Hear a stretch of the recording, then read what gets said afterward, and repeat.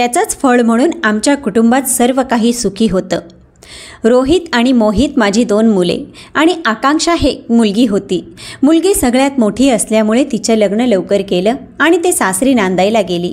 परंतु दोन्ही मुले लहान होती. शिकून त्यांना मोठं करणं, स्वतःच्या पायावरती उभं करणं ही काळाची गरज होती.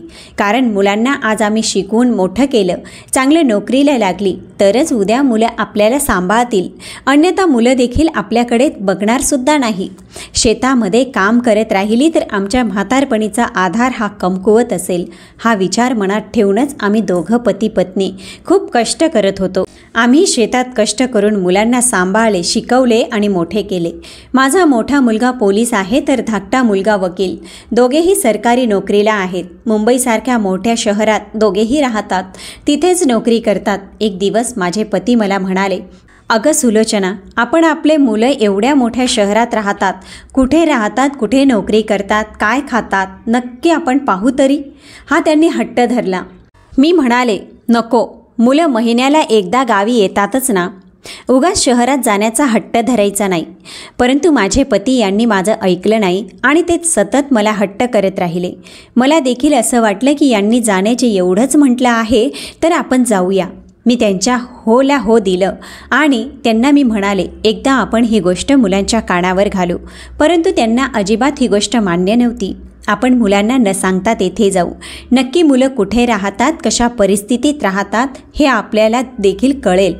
जर आपण त्यांना सांगितलं आपण जात आहोत तर ते सर्व तयारीनिशी राहतील. त्यामुळे त्यांना न सांगताच आपण जाऊ आणि त्यांना देखील आनंद होईल अचानक आपल्याला भेटल्यामुळे.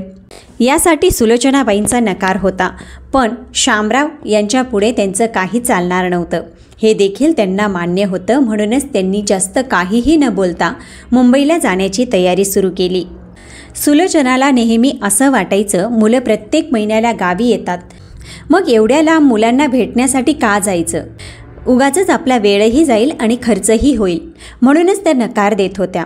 परंतु पाहता पाहता जाण्याचा दिवस उजाडला. दुसऱ्या दिवशी पहाटेच सुलोचनाबाई झोपेतून उठल्या आणि त्यांनी डांगर भोपळ्याच्या पुऱ्या करून लसणाची चटणी बनवली आणि खूप साऱ्या भाजीपाला सोबत घेऊन, गावची प्रसिद्ध असलेली भेळ सोबत घेऊन ते मुंबईची गाडी पकडून 8 वाजता मुंबईला निघाले.